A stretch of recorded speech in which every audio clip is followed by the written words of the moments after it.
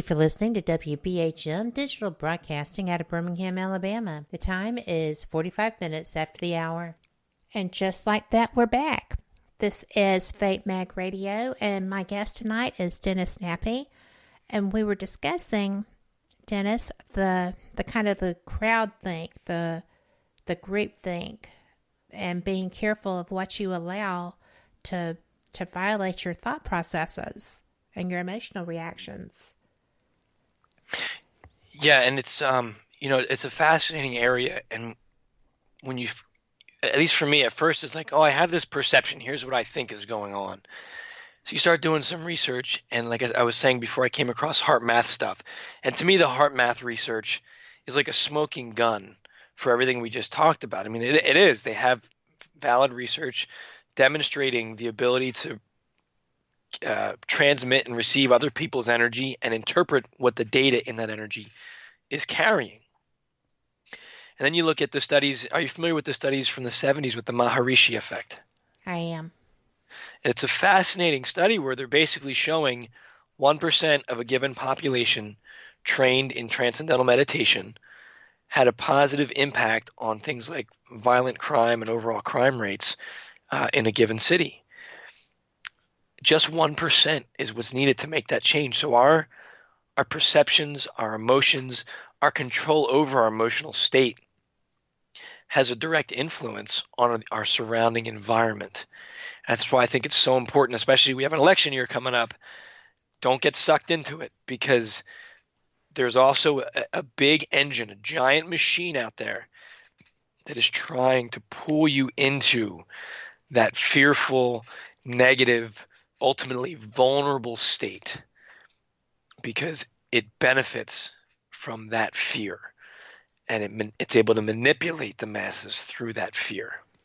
Absolutely. And you can see it. Mm-hmm. If you step back, you can see it. And it's so frustrating when you see people getting sucked into that. It's more frustrating when you feel yourself getting sucked into that. Yep. Because I find that happening. I studied political science. I love politics. I love watching. I do not like when I start feeling them, because it's very frustrating. I am not that person. Right. And yet I still feel it happening. Because that energy wave is so strong. Yes. And part of it is because this energy work is not something that's normal or comfortable or accepted to people, as we talked about earlier. So people don't necessarily recognize. They just say, I'm mad. I mean, how often do people out there actually stop and pay attention to their emotions and say, where's this coming from? It's a fantastic meditational practice. For the course of a week, for the course of a month, pay attention to the feelings that you're having and ask yourself, where are they coming from? Are they coming from me? Are they coming from somewhere else? And if you can trace the source, a lot of times you can mitigate the feelings that are upsetting you and giving you a hard time. And you start to realize, this isn't coming from me. This is coming from somewhere else, and I can let it go. Yes. I found, because like I said, I do enjoy politics. I love to hear a good speech. I love to watch interaction. All these things. And so I started watching different news outlets. Usually I don't do our news, none of it, because it's just too much. And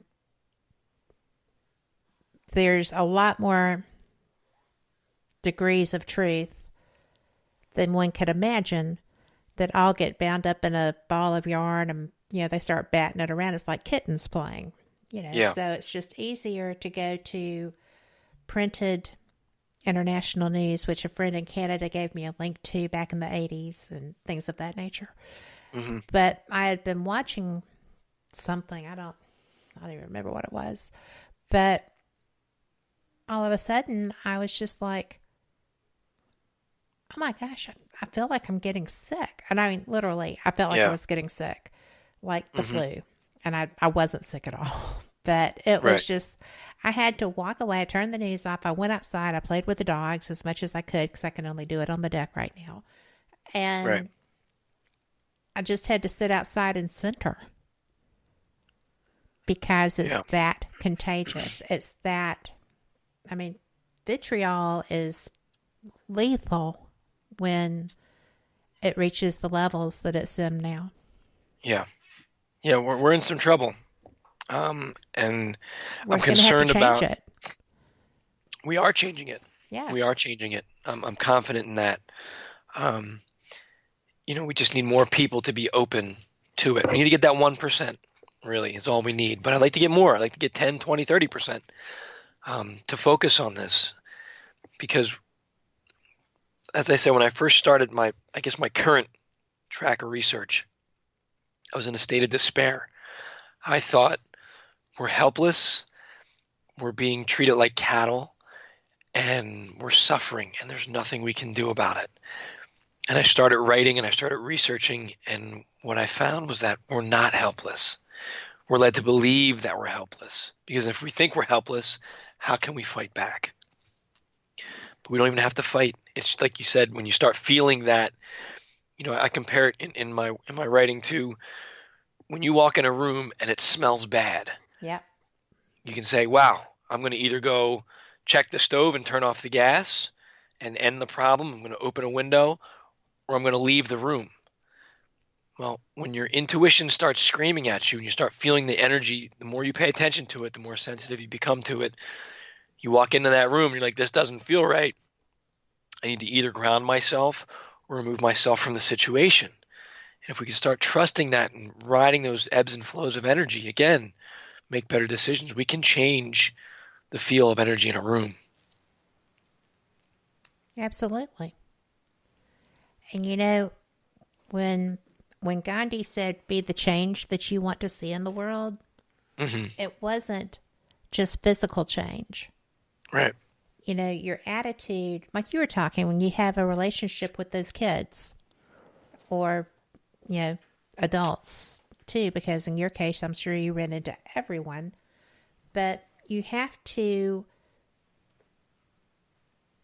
change your mindset like you did. And that's how you were able to change theirs. Yeah.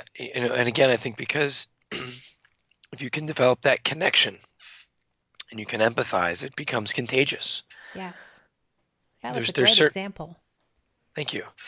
There's people that we have in our lives and in the world, when they walk in a room, everybody's happy, everybody's excited.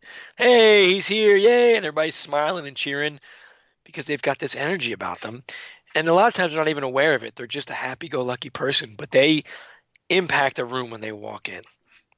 That's power. That's real power right there. And you have the opposite too. You have the Debbie Downers who come in and they just suck the life out of the room as well. Absolutely. And I'm going to tell you that, I've been going through an injury recovery. And it's so wild because my husband calls me a Pollyanna all the time. That's not always correct. But, I was struggling so much. And I had opportunities that were presented to me that I wasn't able to take advantage of. And it was just like, oh, and I wasn't like, oh, wow, I was offered this opportunity. It'll still be there maybe later. It was, well, that just got shut out of the water. Weird mindset for me. And it was affecting my recovery. Yeah. I mean, it really was. And when I just kind of turned it around, when I realized, that I could get along on Advil pretty well, that helped a lot. Yeah. But, because I don't think it was the drugs. I think it was, I was so fed up with the pain and stuff, and it was just affecting my whole outlook. That it's weird what that will do to you. We have that energetic component, Kat, that has a direct influence on our lives, on our well-being, on our mood, on everything. Modern medicine doesn't address that aspect of our bodies yet. But energy workers do. And there's a strong benefit to, when you're feeling out of sorts like that, to go get a Reiki healing session. Because they can address the challenges that you may be having in your energetic field. That if you think of everything as data, as information, they're changing the data in your aura or in your energy field that says, I'm sick, I'm depressed, and they're taking that away. And they're changing it to saying, I feel well, I feel good, I'm clear. And then that communicates through your central nervous system to the rest of your body, and it starts the healing process. So it's a fascinating aspect of us that we're still not addressing as well as we should. Well, even the Reiki, I mean, I had reached out to a couple of different people and just said, I'm really in a funk. Right. And this isn't me. And could you just kind of flow this way, Right. And it was really hard. Mm-hmm. I don't really know why, but I think when you can actually work an energy field physically there, it makes a difference. Yeah. I know that people like to do it psychically, and it does help, but when you can actually work that field, standing over it, I think it helps tremendously too. And it does. I'm sorry, go ahead, Kat. Well, I was just going to say that's what it needed. And you can't really do that yourself very well, but I was doing everything I could. Right. So, and here I am on the flip side. Here you are. There you go. I knew I would get here. I just was like, oh my goodness, This is taking a while. Yeah. And it does sometimes. And that's the journey. And sometimes there's lessons to be learned in that hardship. Sometimes, I was telling you during the break, and my daughter's been sick for the past month. We're in and out of the hospital. Yeah. And, for the listeners out there, she's better now. But one of the things that was frustrating me is that I couldn't connect energetically. I couldn't use my sixth sense. I felt like I was numb and there was a wall up. And I rely on that like I rely on my sense of smell. I mean, it's just a part of who I am. Absolutely. And I'm a Reiki practitioner, and I couldn't connect with her with Reiki. And I suspect, I believe it is because sometimes when we're so stressed, that sense is affected, and we have to find a way to clear it and to ground it. And I was able to do that. I was finally able to meditate and exercise. I went for a nice run one night. It was real icy outside, and it was pitch black, and it was cold. So it was like the perfect challenge for me to just take my focus off of the stress. And then I came in and I meditated, and I was able to give her a Reiki session, and it cleared me and it helped clear her. So we have that stress in our lives. Sometimes self-energy care helps. Sometimes we need to do something different to just take our mind off of it, so then we can go back and do the energy work, and then maybe meet with somebody else and have them give us a full session. Absolutely. I couldn't go outside. I couldn't ground. I couldn't get in the sunshine. All of the things that fix me weren't available. Yep. It was weird. That's just such a weird place to be. It's like you not being able to connect with the person that you love and want to fix the most. Right. Right? Right. That had to be frustrating. It was overwhelming. It was a big low point. It was really, I feel like I have trauma from it now. I'm trying to recover from it. It was brutal. But you went and did what you needed to do to clear that. So that's just brilliant. Yeah. Yeah. So we're all on the mend in our house except for my voice now. It caught me today, a couple hours before the show. Well, I think you're doing great. But that being said, we're up on a 5-minute break, so you're going to be able to rest it for a couple. Excellent. And everyone, this is a 5-minute news break from NPR.